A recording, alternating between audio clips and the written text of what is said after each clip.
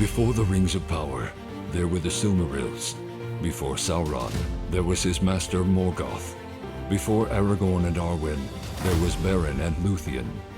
Join us as we explore Tolkien and all the ages of Middle-earth with your hosts from theonering.com, Jonathan Watson and Michael Grumbine. Welcome, everybody. Hello, And hello. especially you, Michael. Welcome to you, too. It's good to see you. Oh, thank you. It's not like we weren't talking before we recorded it all. Not at all. It was just totally jump right in. Welcome. Hi, Mike. How's it going? I'm happy to be here in 2024. 2023 was terrible, so I'm glad we can move on. Leaving it behind. I don't know if politically it's going to be great because this is going to be one bleep, bleep, bleep, bleep of a political season here in the U.S. This is the year it all goes down. It's more fun. It's more fun at the end. It's more fun. Speaking of more fun, we've had a lot of fun doing the reviews of these Lord of the Rings. It's been, I didn't think I'd get tired of it, but I'm a little tired. I've said it a few times. I'm a little tired of going through all these changes. And so next week, we're going to be changing it up. We're actually going to be starting to read. It's going to take us, I think, a few weeks to go through it. The Mariner's Wife, or Aldarion and Erendis, a story of the second age of Middle-earth that occurs in Numenor. Yeah, the real second age. So for those of you who... we're looking at you, Rings of Power. Yeah, that's right. And you can find it in Unfinished Tales. I'll put a link below to the copies you can get on Amazon there. Well worth it. It's my favorite Unfinished Tale by a wide margin. There's a lot in it. And so we're going to start next week, and we're going to have the Middle-earth Mixer going through all that with us. So that'll be fun. We'll have our three-legged stool is back for a short amount of time. We're thinking it's probably 4 or 5 episodes because we're going to go deep into this stuff and talk deep about it, kind of look at it. I'm sure we all learn something as we go through this, and that's what I'm most excited about because I've read the Aldarion and Erendis like 4 or 5 times. But when you go through with other people and you just hear what everybody has to say, you get a lot more out of it. So I'm excited to go through it. I'm excited to we're not completely getting past all the changes in Peter Jackson's films. We'll come back to it eventually. And I think next time we do it, we'll start with all those, the wizard battle, which I absolutely hated. So that's going to be like a 1.1 on the scale for me, I'm thinking. So we'll go through some of those. This may be our first major disagreement because yeah. Well, but we'll get there. Look at that. It's a tease for 5 or 6 weeks from now. It took us it'll take us 30 episodes to get to one where we're very strongly disagreeing on something. We're almost at 30 as it is. We're at, I think, is it 26 and 27? 27 and 28? I need to count. 28 and 29? Who knows? We're gonna figure this out. It's all one long 26 blur. and 27. Okay. Oh, you know what that means is my little spreadsheet is all wrong here. I'm going to have to change it. So, so we join us for that in 4 weeks. But first, go out and get your copy of Unfinished Tales. Read Aldarion and Erendis, or read it slow. We're only going to go through like the first 3 or 4 pages, I think, next week as we kind of discuss the history of it, discuss who Aldarion is before Erendis even comes into the story. So enjoy that. Enjoy reading Tolkien again with us. I think a lot of people have been clamoring for that, actually. I think that's going to be really enjoyable. Exactly. So do that. And if you do that, please go to Spotify, Apple, and I like both of you again, Tom and Bill, go back to, and I think there was a Nancy too, who uses Google Podcasts. You can go there and rate us there too. It doesn't really matter. So, Spotify and Apple are the best ones. But yeah, rate us there. We appreciate that. More people find us that way, and that's wonderful. I also want to bring up that we, as usual, have our member section. And here's the cool part. You can become a member for $4 a month and get access to all of our Discord. But now we do have a section. Am I flashing here? I saw flashes on my screen. Anyway. No, I was making a joke about wait, there's more joke. Wait, there's more. You freeloaders, you can get into our Discord chat for absolutely free right now. Oh, the freeloaders are right. We love the freeloaders. Michael, we love you. We love you. It's all Michael's like negative attitude that comes up with these whole freeloaders thing. I'm sorry. It's the internet. You have to get clicks somehow. So below there's now a link. An invite link for Discord that gives you access to the freeloaders channels that we have. It's not all of them. You don't get access to like membership questions and any special like videos that we post and the extended editions, things like that. But you can join the conversation with everybody in our freeloaders channels. Right now, there's a couple of them. Maybe we'll add more. And I guess, like I said, it's kind of the gateway drug. So hopefully you like it and you can join and you can come back for more conversation in some of the deeper, more intense channels that we have. But join us there. Click that link below. Get on Discord. No cost necessary at all. But if you do want to support us, which we'd really appreciate, we really love it. It lets us keep doing this here. It's $4 a month. First month is free. Or if you want to give more, like Lynn and Harrison and Adam do, who've been doing it for a long time. And I know the economy isn't great, but they are doing their utmost for our high. We love it. And really appreciated that. So today we're going to go over 2 changes: Radagast the Absent, and we already learned that Merry and Pippin were the pranksters. Now we're going to also learn that they're thieves. They're juvenile delinquents.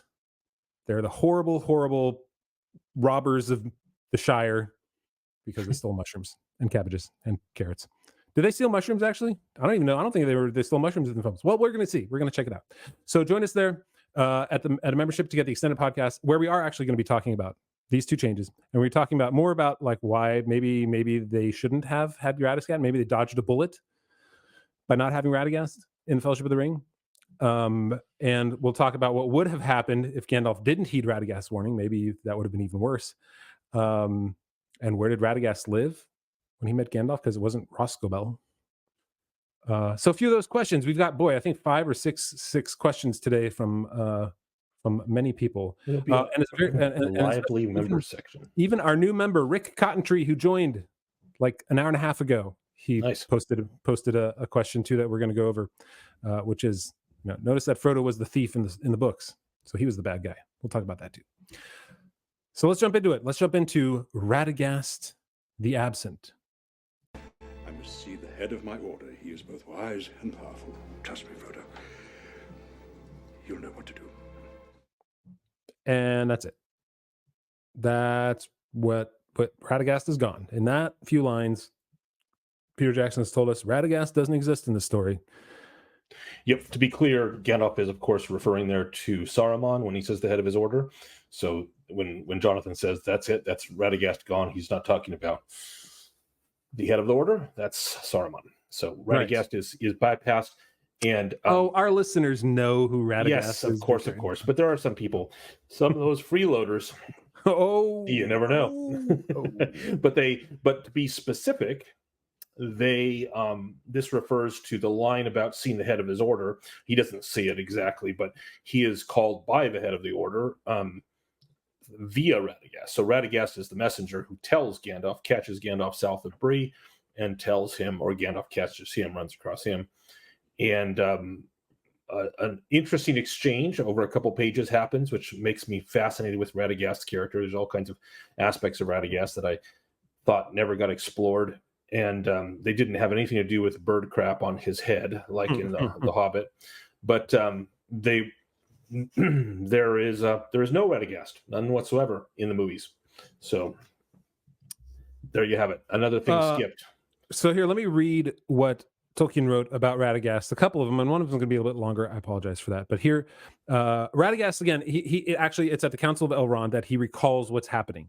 Right. And so in the films, one of the changes we point out on the webpage is that things happen there's in real time here. There's no looking back at there's, what's the word I'm looking for?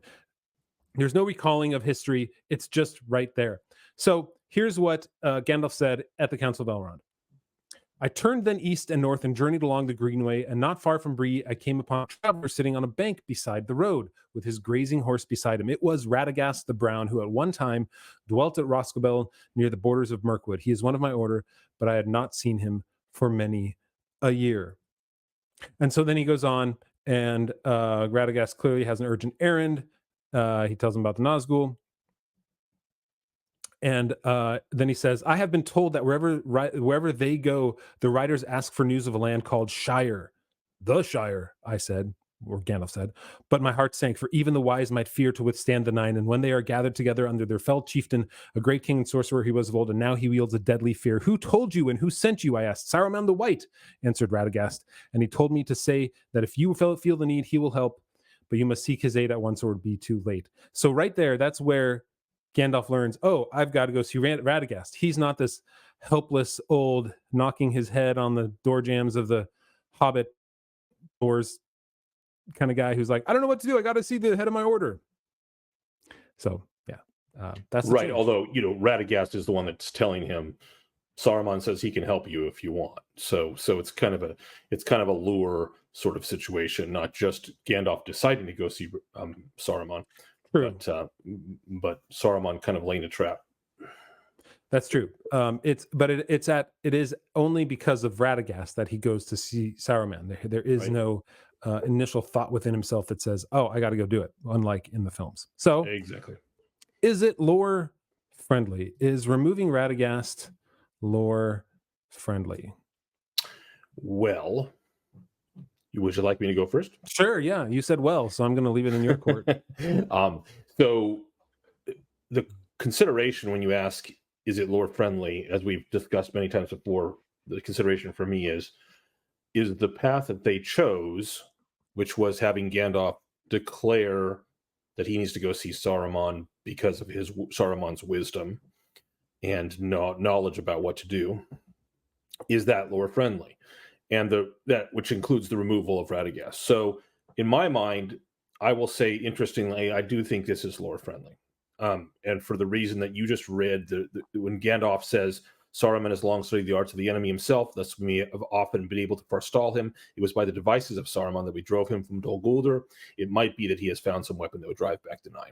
So Gandalf in the books is referring to Saruman's practical wisdom in opposing the enemy, and so what Gandalf says is his reason to go see Saruman, and thereby cutting out Radagast entirely as Saruman's messenger, is not lore unfriendly. It's in line with it, even though you cut out a character. So then the second question for me is the cutting out of Radagast, do you miss out on major themes and plot points, like we talked about last week with the Barrow Downs, where when you cut out the Barrow Downs, you cut out all this setup for an epic confrontation with the Witch King at the end, made more epic by the blades from the Barrow Downs, which never happened. And then, of course, there's the Old Forest, and there's a whole bunch of, as we discussed, 6 chapters. So this is not that. This is 2 pages of a character that never appears again in the Lord of the Rings, the books. Yeah. And so I don't think missing him out rises it to the level of lore unfriendly. I just think it's a cut, and also it's another character. So in a movie, when you're making it, well, actually, that gets to the second question. So that's my answer. My answer is yes, it is lore friendly for those reasons. I agree with you. It is lore friendly, but I'm curious because I agree with you for all the same reasons. He's a really minor character. In fact, he barely holds in the rest of the lore of Middle Earth. He barely holds a few other things other than a few more other sentences. Right? We don't know really anything about Radagast. But last week, you said that removing Gildor was not lore friendly. Mm-hmm. And what is the difference between that small character and this small character that you would say, well, that one's not lore friendly and this one is lore friendly? Great point. Thank you for using my own phrases against me. I appreciate that. And my answer is that losing Gildor isn't just Gildor. If it was just Gildor for a page, that would be one thing. But Gildor represents, tells us, we learn so much about the High Elves with Gildor, and he represents a haven against the Black Riders. And he also, it's probably his connection that gets back to Rivendell, and there's probably a connection with Glorfindel as well. So I think that unlike Radagast, who doesn't really tell us much, it isn't like Gandalf meets Radagast and they learn a lot about the Istari, their order of wizards, and that by removing Radagast, we remove a piece of the history of Middle Earth. By removing Gildor, and not just Gildor, but Gildor and all the elves that are with him and the travels of the hobbits, you remove that piece of, here's where the High Elves fit into the Middle Earth. They're leaving now. There's a sadness to that. They have great power. They're wise. They're fearful, or at least concerned about the Black Riders. You learn a lot in that interaction. Mm-hmm. So I think cutting out Gildor and the whole companion side removes something major to Middle Earth. The waning of the elves and the power that they have is a really important aspect of Middle Earth. um, and that whereas Radagast is not. Radagast is literally about as side character-ish as you can get for Tolkien. Okay, I accept your answer. You are correct. Long-winded though it is. All right, next question: does the change make for better cinema? And this is actually the same answer I had last week when we were talking about a glimpse of Gildor, in change number 24, 26, 26. No, this is 26. This is 26. I think my numbers are getting all messed up. I don't know. In any case, in A Glimpse of Gildor, I said that was also made for better cinema because he was such a small character in the books, even though it was a couple of pages. Here it's or maybe 3 or 4 pages. Here it's less than that, even less than that, but for the same reasons.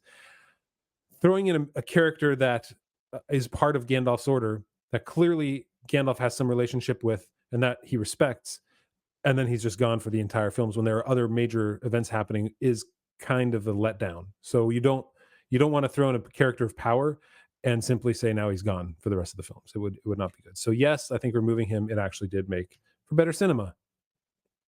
Agreed, and for the same reasons. So he creates more questions than he answers. Like there's so many questions about Radagast. Like where does he go? Why is he in a hurry to leave? The last thing he says is he rode off as if the 9 were after him. Yeah, I will do that. And rode off as if the 9 were after him. He says, and he also says he has to go. He has to leave. Like, why do you have to leave? What's there's nothing. We don't know where that old song, where did you come from? Where did you go? It's Radagast the Brown. It's Cotton Eye Joe. Oh, boy. Okay, yes. So that one's an easy answer. I think we all agree with that. Is better cinema. However, they did add Radagast into The Hobbit, and that's a change that they didn't need. So they added him. They should have just left him out of both. And they made him worse. Yeah. Radagast wasn't even in the freaking Hobbit. They took him and they gave him... Anyway. Yeah. Anytime what they did with Radagast in The Hobbit reminds me of the recent mockery of Disney via a popular and crass cartoon program. Kathleen Kennedy, mocking Kathleen Kennedy. Yeah. Put a chick in it and make it lame. And pretty powerful. Yeah. Did a good job with that. All right. So last question. How much do we like the change?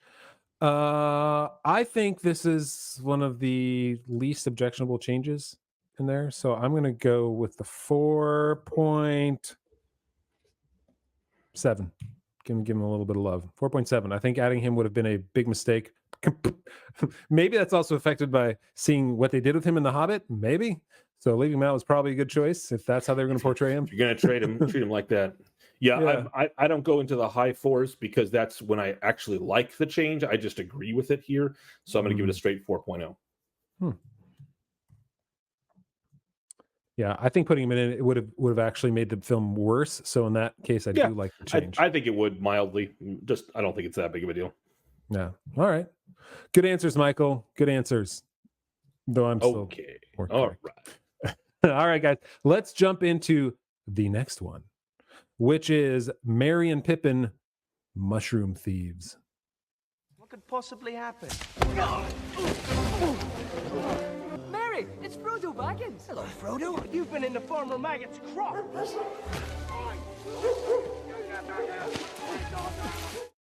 All right. I know we call this Mushroom Thieves, but it just makes more sense. When you say Cabbage Thieves or Cabbage and Carrot Thieves, it just doesn't sound as good. Plus, this is kind of a throwback to... It's what Frodo did, in fact, in The Lord of the Rings, in the Fellowship of the Ring. We learn out what Frodo did as a rascally young youth, to be redundant. But yeah, so they're really, I mean, if we look here, we see cabbages and carrots, and then they tumble down the cliffside, and they've got, it's a shortcut to mushrooms. We see some carrots there on the left.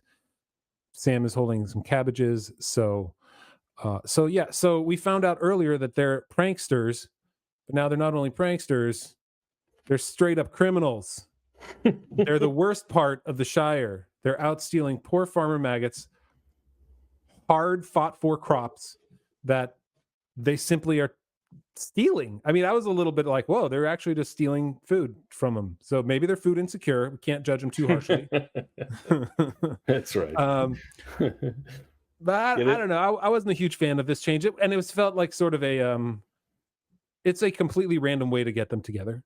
They're not really friends. They're just the rascals who are like now along for the trip. We don't really know how much how much before they literally run into each other do we see them interacting before this? Not much at all, right?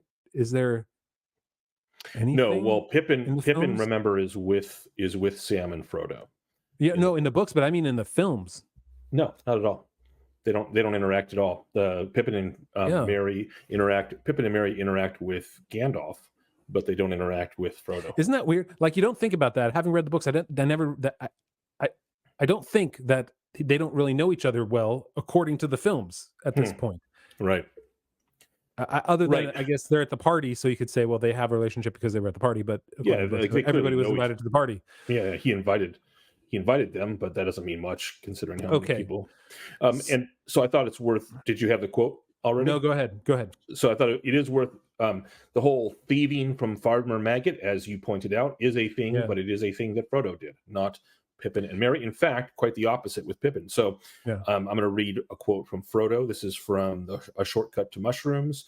And Frodo says about Farmer Maggot, he says, "I am terrified of him and his dogs. I have avoided his farm for years and years. He caught me several times trespassing after mushrooms when I was a youngster at Brandy Hall.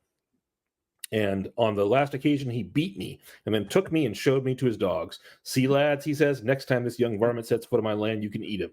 Now see him off.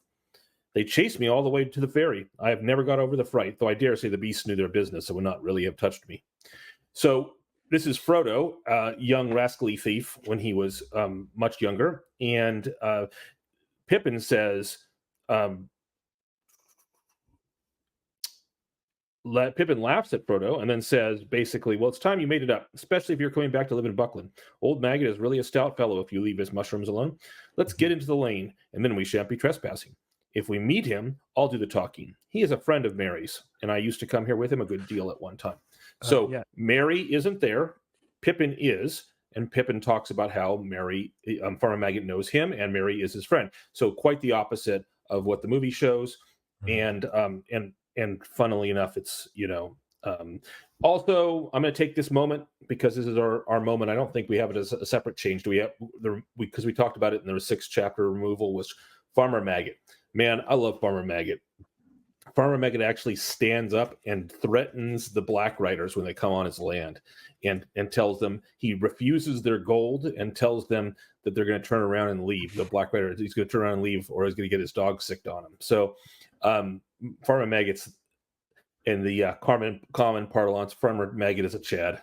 Yeah, so, it's fine. We're going to talk a little bit about that in our extended podcast, because Thomas has a point to be made about Farmer Maggot and his fierce and intimidating demeanor that probably sent him Nazgul. So anyway, that's so this whole thing is a reversal. Frodo was the thief, and it was many, many years ago. And the other Pippin and Merry are actually on good terms with Farmer Maggot. Yeah, they're not thieves. They're not thieves, people. They're not thieves. All right, number 28. I think last we realized I miscounted, so I figured out. No, we're on number 28 now. Sorry about that, everybody. If you saw number 26, but this is officially number 28 here. Number 28. Merry and Pippin mushroom themes. How much? No, wait. Sorry. Ooh, I gotta fix this. Is it lore friendly? There we go. Getting this right. Fly by the seat of your pants. We're not going to edit this in post. This is how we roll here. This is how we roll. Is it lore friendly? No is my answer. Because it's part of that whole, we're just going to cut it all out and make them meet by literally running into each other, and they have no relationship otherwise. And I hate that. There's a deep relationship that's built over those 6 chapters that Peter Jackson cut out. And by whittling it down, whittling isn't the right word, by hacking it to a splinter of, we're just going to knock into each other while walking through a cornfield, you've created characters that didn't exist in Tolkien's book. So no, it feels kind of like a random encounter, or it's the way that the DM in a D&D game makes all the characters meet each other, like they literally just bump into each other. Yeah. Hey, we're on the same adventure now. Yeah, no, I hate. It's a serendipitous thing that we just jumped right. Accidentally bumping into each other. Yep. Deus Ex Machina right there, man. Can't do that. Okay. It's not lore friendly. I don't find it to be the most egregious of things, but I do not like. Yeah. Do not Well, like. we will find out how egregious you think it is. So does it make for better cinema? I'll let you go first on this one. What was the other option? The other option was to have a conversation which was similar to the book, and in which Farmer Maggot is not. They're not thieves stealing from Farmer Maggot. They just mentioned Farmer Maggot in this land that they happen to be walking through. So does it make for better cinema? I don't see that. They're not cutting out a character. I mean, they're cutting out Farmer Maggot, but that's a different change. That's not technically this one. Yeah. So they're just changing the character of Merry and Pippin to be thieves, and I don't see that as better cinema. They didn't need to. No, they didn't. It's I mean, this has been happening now a few times when we talk about Merry and Pippin, is that they're the we talked about Gimli being the comic relief and Merry and Pippin being the comic relief, and this is now an attempt to do that in a sense too. That look, they're the guys who they pranked everybody, they stole the fireworks and set them off. No, look, these are the guys that are stealing the crops from Farmer Maggot, and it just creates characters that I didn't recognize in the films, and I think the characters in the books are better than the characters in the films, and you Agreed. could have still given comic relief without making them into these characters that are stealing crops from people. I know a lot of people are going to be like, I can't believe you're worrying about them stealing the crops. I'm like, hey man, he worked for those. You know how many hills he had to plow in those rolling hills of the Shire in order to get all those cabbages without the water pooling underneath them and rotting it? It's hard work to get those little ridges up high to get the cabbage to. Okay, so they're not. Whereas instead we get the invisible Farmer Maggot. We see the sign of him coming through the fields as they get chased off. The bouncing scythe, which is the first time I saw it, I'm like, scythe. somebody's standing there going like this. So basically, he's the Hobbit equivalent of get off my lawn. Yeah, that's right. Which Frodo's in the book didn't want to go back on his lawn after the dogs. Right, but it was Maggot. It was the dogs. But it was a joke, and he does actually go on, and they have a great relationship and a conversation with Farmer Maggot in the books. And so, anyway, missed out. Yeah. Okay. So, how much do we like to change? You first. This goes back to the whole they cut out way too much of those 6 chapters, and I hate that the world building was gone from those 6 chapters. And a part of that is what they've made Merry and Pippin into. Instead of being his companions, they're his accidental. I don't even want to call them friends. They're the accidental hanger-ons. They're kind of trailing them. They're like, oh, bad guy, Nazgul, let's all go to Buckleberry Ferry, and now we're in it. And it happens in the span of a few hours. They meet them, they fall down the cliff. Here comes the Nazgul. They start running. They get to Buckleberry Ferry at night, and then they're in Bree like that. Within the span of a few hours. And in the books, it's a span of a few months. It's time. There's a lot of time that goes on from leaving Hobbiton to actually getting to Bree. And I think by doing this, they've really lessened it. It's going to be relatively low for me, not the worst. I'm going to go 1.8. 1.8. I don't like the change. Ooh, that's hard. All right, so I'm not that harsh. I'm below. The middling is mark is a 3, so I'm below a 3. But I'm more like a 2.4. It doesn't bother me quite as much, but I just think it's unnecessary, and it's sort of demeaning to Merry and Pippin. It's just it doesn't represent their character very well. So you know what I realized? I was looking at this here as I was prepping for these changes today. I realized that the ones that really bother me are the ones where they change Tolkien's world, even more so sometimes in the plot. They change the characters in the world, and so when here you miss out on so much of the world by these changes and the characters. It's a double whammy here. They changed the characters and they've minimized Middle Earth, and I hate that because by doing it this way, they've removed who those characters are that we love from the books. Right. Yeah, that makes sense. I mean, it's characters that you love, and so yeah. All right, that's 2 more to go, or 2 more to go, 2 more down, everybody. 2 more down.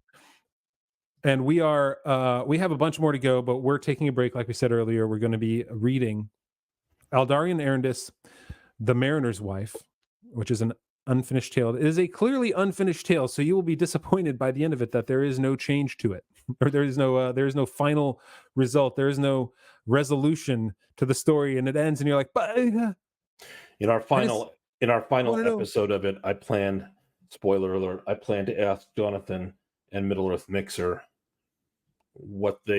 how they would have finished the tale if they had finished it. We need to plan that out, because I need to. Yeah, maybe it's a discussion we have to have. We come up with our own ideas and make one whole episode of like, how should this have ended? Right, and by that I mean not how would we I mean, it is how would we personally have changed it, but but in the spirit of Tolkien, if we were thinking of a Tolkien-ish ending. If we weren't hired by Amazon, how would we change it? Because we'd actually want to do a good job. Yeah. I mean, I would love to be hired by Amazon, because then that would be a sign that they you wouldn't last. You're not towing the party line there. Right, that's true. I would pull a what's his name? Tom Bombadil. No, not Bombadil. The Tom Hardy. Tom Shippey. Tom Shippey. Yeah, they dropped him because he was too critical, it seemed like. Yep. That's the story. Tom Shippey, who's one of the preeminent Tolkien scholars. Yeah, probably top 3 Tolkien scholars in the world. Michael Grumbine, Jonathan Watson, Tom Shippey. Oh, no? Okay, no. Joking, I don't hold that high. Please don't. The internet. I'm gonna hate mail. Yeah, I know. People are like, "Oh, you can't believe you said you're better." No, I'm not, guys. This is called being like, you freaking arrogant SOBs. No, we just. So anyway, yes, we do, and we're gonna read Eldari narratives. Grab a copy of Unfinished Tales. You can get it in the link below, or look. Hey man, you can go to a used bookstore, and oftentimes you'll find Unfinished Tales there, because a lot of people pick it up and go like, "Ooh, Tolkien," and they read it like, "What the." So you might find it there. I found an original copy of it. I have it. You can't see it, but I have it back there. I found it last year at a used bookstore here. So Nice. 1970, was it 79 that it came out, I think? So yeah, do that. I have the illustrated version. I actually have 2 versions, but I have the illustrated version, Alan Lee 2020 version. So yeah, those. I mean, all the illustrated, you can't go wrong with any of those, because this the visuals that Alan Lee, Ted Naismith, and John Howe creator just are wonderful little additions to it. Fantastic. All right. So once again, also, you can become a member, thewonder.com/member. Sorry, guys, I have to say this every single time, but this time it's a little different, because I can also say, click the Discord invite link below, and you can join us in Discord without becoming a member. You just are limited in the amount of channels that you can get to. I'm sorry. You still have to pay to play a little bit. But you can say we have a what you want special there, and freeloader channel for you all. you get the freeloader. You get the freeloader role in Discord. I can do whatever I want with the freeloaders. But yeah, we'll give you access to. Maybe there'll be months where there'll be some time where you can be like, "Hey guys, everything's free for this month," or something like that. That'd be fun to do. That's so right. Join us there. Click that link in Discord. We want to see more of you. We want to get the conversations going, and join us in the extended podcast by becoming a member at thewondering.com/members. We've got a lot of questions from you, so we got to jump into this, Michael. You got to go. So, goodbye, freeloaders.